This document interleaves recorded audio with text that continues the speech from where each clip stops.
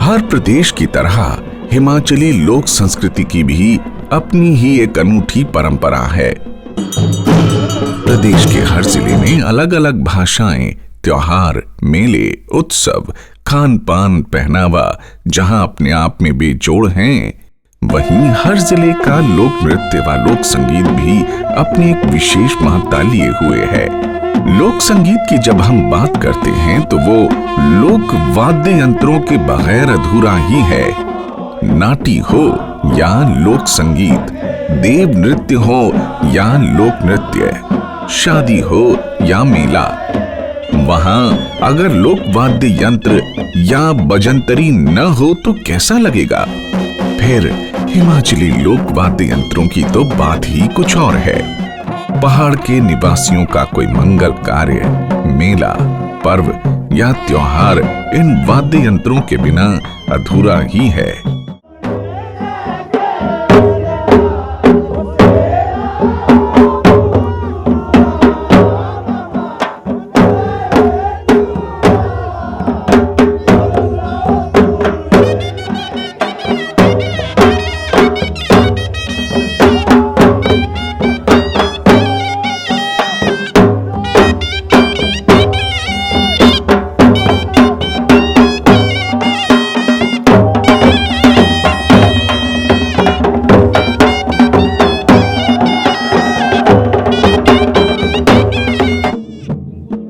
वास्तव में हिमाचल के वाद्य यंत्र यहाँ की लोक धड़कन हैं।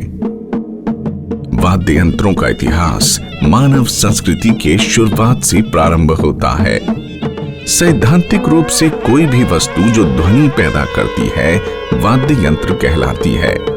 एक वाद्य यंत्र का निर्माण संगीत की ध्वनि निकलने के प्रयोजन से होता है।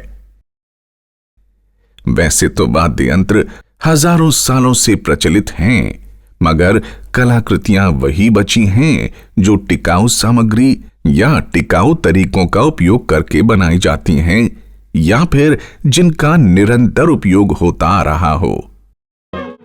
आज वही वाद्य यंत्र हमारे बीच में हैं व रहेंगे जिनका उपयोग हम लगातार करते रहेंगे।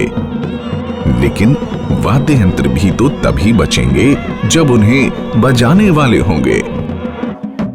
देव नृत्य हो या नाटी, बजंतरी यानी वाद्य बजाने वाले तो चाहिए ही। ये बजाने वाले बजंतरी या बाजगी भी कहलाते हैं। अलग अलग साज बाज बजाने वाले अलग अलग नामों से जाने जाते हैं। करनाल बजाने वाला करनाचली, शहनाई बजाने वाला सनैया या हेसी, ढोल बजाने वाला ढोली आदि। अलग अलग भागों में नामों में भिन्नता हो सकती है, मगर साज बाज लगभग एक से ही हैं।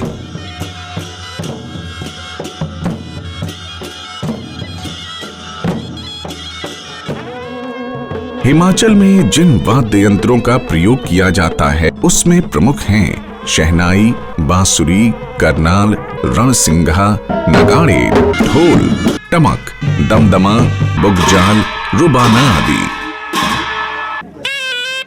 मंडी व शिमला जिले के लोक वादक शहनाई लोक वाद्य यंत्र इतनी दक्षता से बजाते हैं कि किसी भी सुर को साध लें।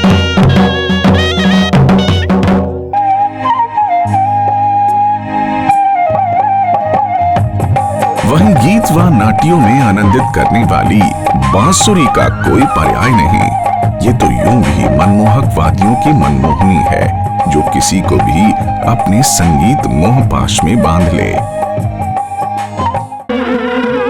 रणसिंघे की अपनी ही शान है। इसे नरसिंघा या नरसिंघा भी कहते हैं। प्राचीन काल में रणसिंघा युद्ध क्षेत्र में अपनी रणभेरी के लिए प्रसिद्ध था। करनाल को बजाने की भी विशेष कला है। दोनों ही वाद्य यंत्र आहमदकारी स्वर में जोड़े में बजाए जाते हैं। देवताओं के मंदिर या देव यात्राओं के दौरान करनाल की तरह ही काहल वाद्य यंत्र भी बजाया जाता है। उसी तरह भाणा एक ऐसा वाद्य यंत्र है जो कांसे से बनता है। इसे कई जगह थाली भी कहा जाता है। झांझ कांसे की होती है। दो झांझों को टकराने से निकलने वाली झंकार वातावरण को सुरमई बना देती है।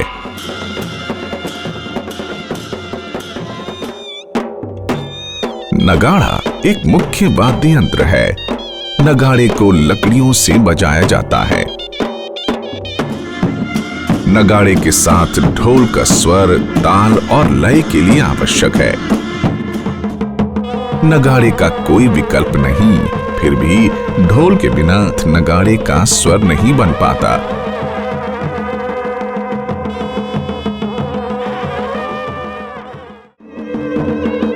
वाद्य यंत्रों का इतना अनमोल खजाना होने के बावजूद भी आज पाश्चात्य संगीत व सभ्यता से रंगे ऊल जलूल संगीत ने परंपरागत वाद्य यंत्रों को न केवल ठेस पहुंचाई है, बल्कि हमारे पारंपरिक लोक संगीत में सेंध भी मारी है। पारंपरिक लोक संगीत गायन, नर्तन और वादन पर आधारित होता है। नृत्य और गीत का आधार होता है वादन। वाद्य यंत्रों में सुशिर, घन और तंत्री ये तीन प्रकार के वाद्य यंत्र होते हैं। शहनाई, करनाल, नरसिंगे, सुशिर वाद्य और ढोल, नगारा, खंजरी, मंजीरा आदि घन वाद्य तथा वीणा, रुबाना, सितार आदि तंत्री वाद्य यंत्र कहलाते हैं। हिमाचल प्रदेश के लोक संगीत में सभी वाद्य यंत्रों को बजाया जाता है। लोक संगीत तथा देव संगीत में समस्त वाद्य यंत्रों का उपयोग होता है।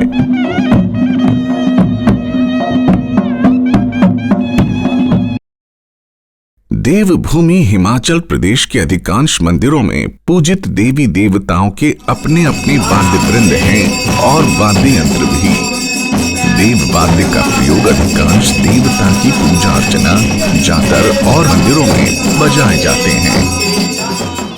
और लोक वाद्य विवाह, शादी तथा अन्य पारिवारिक उत्सवों के मौके पर बजाए जाते हैं। हिमाचल प्रदेश के लोक संगीत में लोकगीत, लोक गाथाओं, संस्कार गीतों, घुरे, मुसाधा, ऐंचली, हारुल, नाटी आदि में लोक वाद्यों के अनेक लोक ताल बजाए जाते हैं। जबकि देवता की पूजा, आरती, यात्रा, जातर तथा धार्मिक अनुष्ठान आदि के अवसर पर विभिन्न देव ताल बजाए जाते हैं। इन लोक तथा देव तालों में शास्त्रीय तालों की छाया है।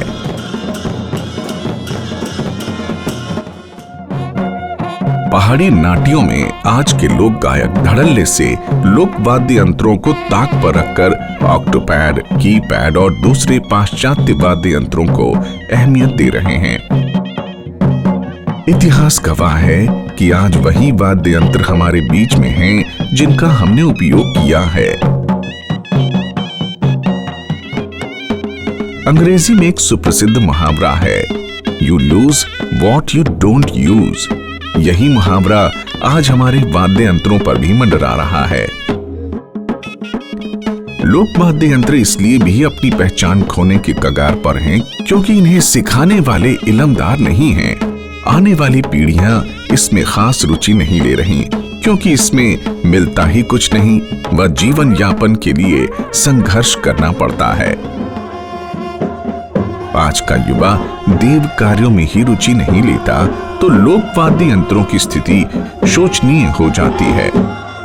दूसरा, युवकों को लोक वाद्य यंत्रों में अपना भविष्य नजर नहीं आता। वहीं देवभूमि कुल्लू के युवा डोलाराम सोनी व उनके भाई ने प्रदेश में ही नहीं बल्कि देश में भी प्राचीन वाद्य यंत्रों को एक विशेष पहचान दिलाई है।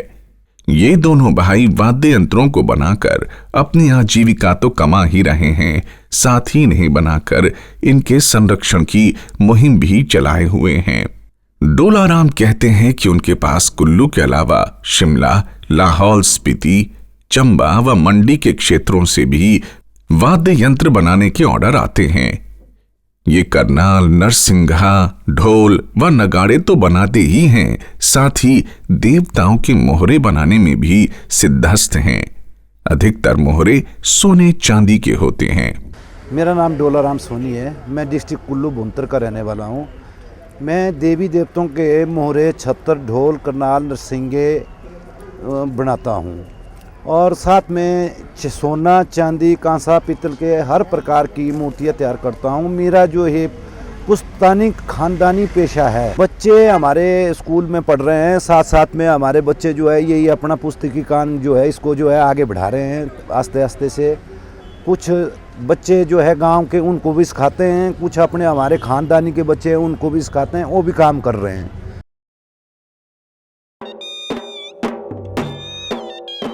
प्राचीन परंपरा के अनुसार मुख्यतः हमारे वाद्य यंत्र देव कार्यों के लिए ही समर्पित हैं। एक समय था जब वादकों को जीवन यापन के लिए देवताओं से जमीन मिलती थी। ये वादक जब तक अपनी विशेष धुन व स्वर में वाद्य यंत्र नहीं बजाते तब तक न ही देवता ही जागते हैं और न ही गौर कार्य प्रारंभ होता है। लेकिन वाद्य यंत्रों में गुरु शिष्य परंपरा न होने के कारण व वादकों को आज भी बाहरी समझने के कारण युवाओं का रुझान इस ओर से हट रहा है, जो चिंताजनक है। हिमाचल प्रदेश में अंतर्राष्ट्रीय, राष्ट्रीय, राज्यीय व क्षेत्रीय स्तर पर कई तरह के मेलों का आयोजन राज्य का प्रशासन करवाता है, जिसमें देश विदेशों के कलाकार भारी भरकम राशि लेकर यहाँ के लोकमानस का मनोरंजन करते हैं। लेकिन वहीं हमारे लोक वादकों को कोई जगह न मिलने से दुख होता है। लोक वादकों को प्रोत्साहन देने के लिए मंडी, शिवरात्रि व कुल्लू दशहरे में तथा कई अन्य जगहों पर अलग से वाद्य यंत्रों की प्रतियोगिताएं भी करवाई जाती हैं। मगर सबसे बड़ी बात लोगों के रुझान की ही है। हमारे लोक संस्कृति, लोक संगीत, वाद्य यंत्र तभी सुरक्षित व संरक्षित होंगे जब लोगों की भी इसके प्रति गहरी रुचि होगी। पारिश्रमिक के नाम पर दूसरे कलाकारों की तर्ज पर इन्हें बहुत कम मानदेय मिलता है, जो युवाओं की वाद्य यंत्रों की ओर बेरुखी का एक बहुत बड़ा कारण है। वर्तमान में लोक वाद्य यंत्र अधिकतर देव कार्यों में ही बजाए जाते हैं। देव कार्य में पारिवारिक परंपरा के नाम पर बाजीदारों का आर्थिक शोषण होता आया है, जिसके कारण इनकी युवा पीढ़ी पढ़ लिख कर दूसरे रोजगार ढूंढ रही है।